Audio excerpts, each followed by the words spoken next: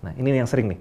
Aku aja mau kok ngorbanin keluarga aku, gitu. Aku berani ninggalin teman-teman aku berani berantem sama keluarga aku berani kayak gini. Kamu kok enggak sih?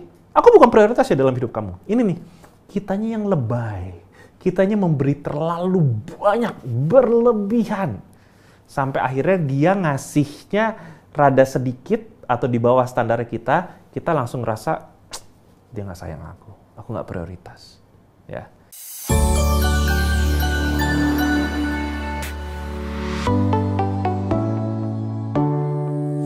Tidak diprioritaskan itu jadi sakit kalau kitanya insecure.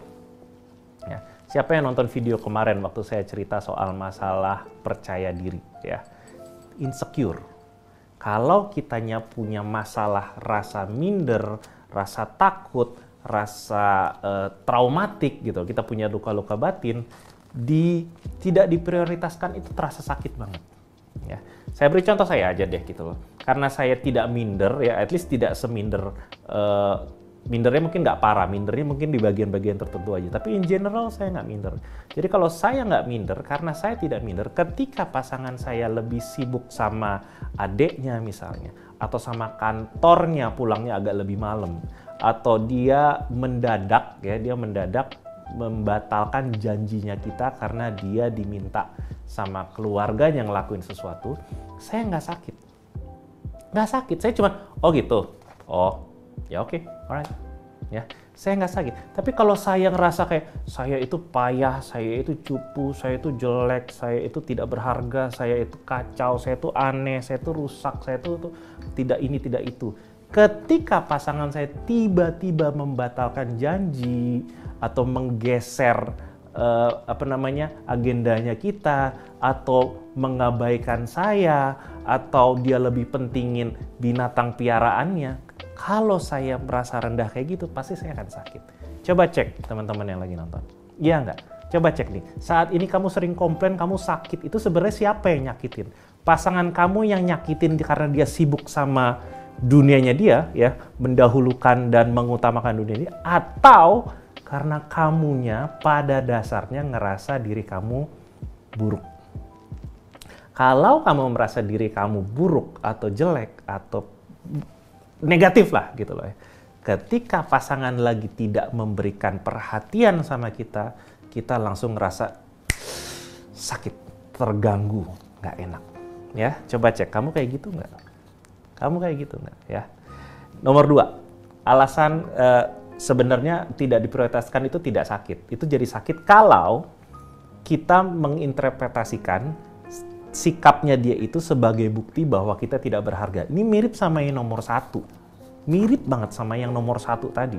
Cuman bedanya ini, yang nomor 2 ini kadang-kadang nggak ada hubungannya sama pemikiran kita masa lalu. Nggak ada gitu loh. Jadi misalnya kayak, sebenarnya kita pede, sebenarnya saya yakin, sebenarnya saya saya ngerasa saya keren, saya ganteng, saya hebat.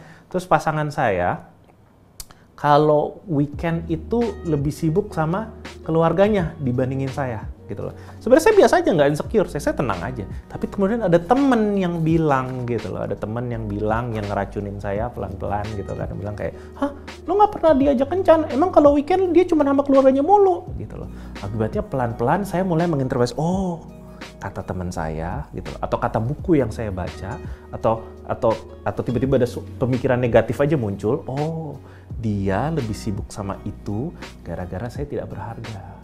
Jadi itu kita yang nyambung-nyambungin gitu loh. Kita nyambung-nyambungin, kita menggunakan kata-kata orang, film yang kita tonton, kita sambung-sambungin perkataan orang tua. Oh, kamu belum pernah dikenalin sama orang tuanya. Oh, dia lebih senang sama orang tuanya. Oh, jangan-jangan kamu bukan prioritas dalam hidupnya dia.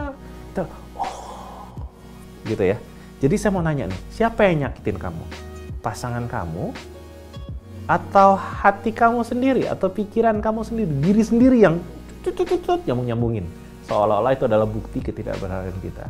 Jadi tidak diprioritaskan itu baru sakit kalau kitanya interpretasikan itu sebagai bukti ketidakberhargaan. Make sense? Sampai sini make sense ya? Masuk akal? Pelan-pelan ya. Kalau kalian ada nggak ngerti, tolong tulis di kolom komentar. Kita akan pelan-pelan maju.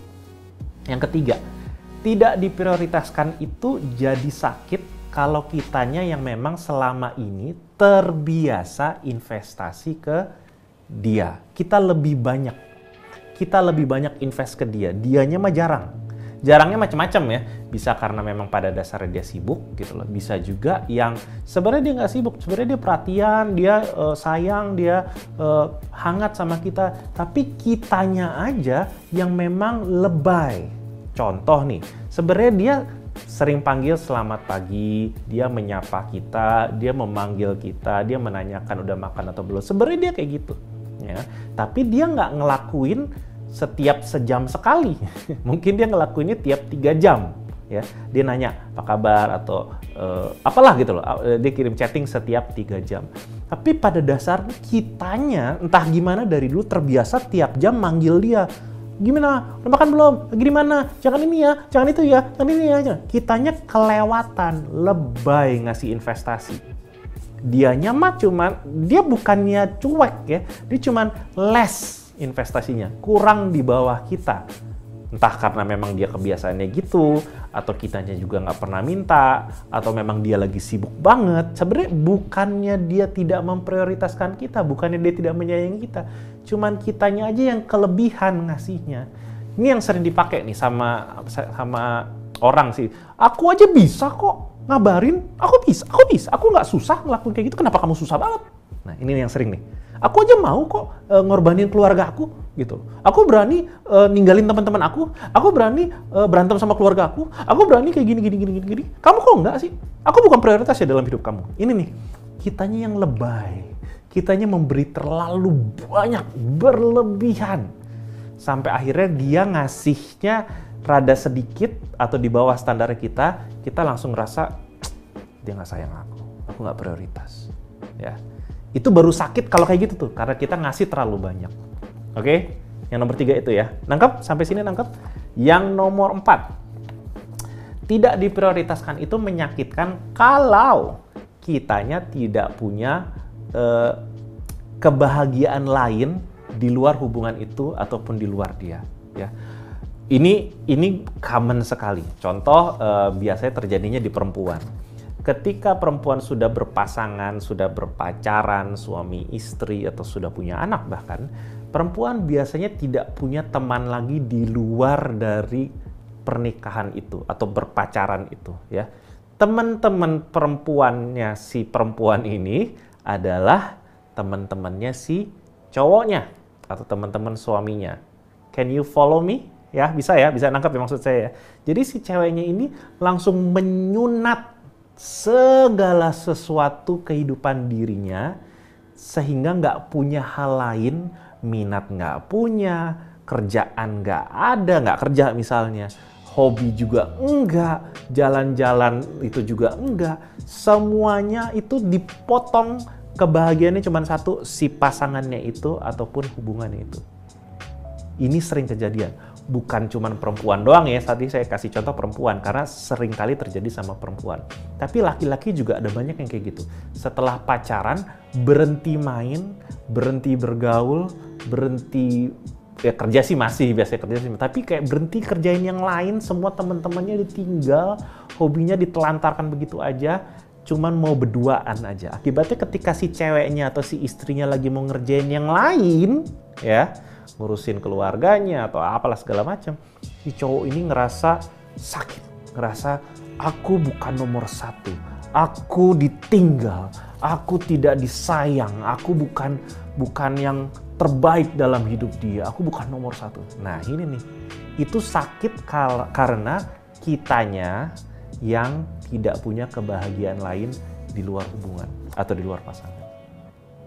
Nah, itu adalah 4 hal ya yang bikin kita sakit ketika merasa tidak diprioritaskan. Itu adalah 4 hal, A, B, C, D. Sekarang kita ngambil yang kelima nih. Yang kelima ini agak berbeda. Kita sakit ketika tidak diprioritaskan ketika pasangan kita sering mengabaikan kita. Kata kuncinya adalah sering. Mengabaikan itu maksudnya kayak ya dia sibuk sama kerjaan dia sibuk sama keluarganya, sama gamenya dia, sama anjingnya, atau sama apapun passionnya dia. kita ngerasa sakit di situ tuh. Oke? Di sini saya yakin pernah ngalamin gitu. Mungkin kamunya nggak insecure, mungkin kamunya juga tetap punya kegiatan luar, kamu tetap punya teman-teman, kamu juga tidak interpretasi yang aneh-aneh gitu. Tapi akan tetap sakit kalau dianya sering. Ya. Kalau A sampai D tadi 4 kondisi yang pertama tadi itu adalah kitanya yang negatif.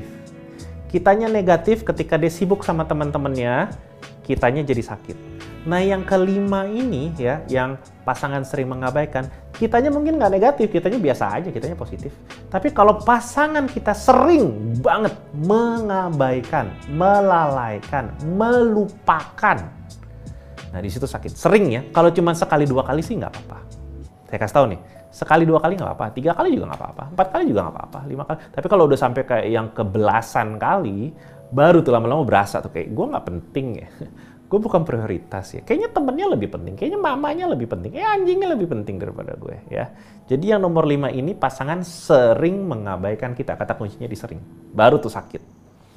Yang keenam, ya betul yang keenam. Yang keenam F itu adalah ketika pasangan melanggar janji atau merusak hubungan. Nah ini sama nih. Mungkin kitanya udah positif, kitanya udah tenang, kitanya udah bahagia.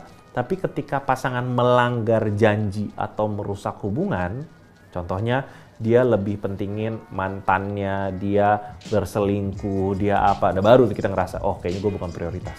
Sakit tuh, oke? Ya, jadi yang nomor ke-5 sama nomor 6, itu memang karena dianya yang bersalah.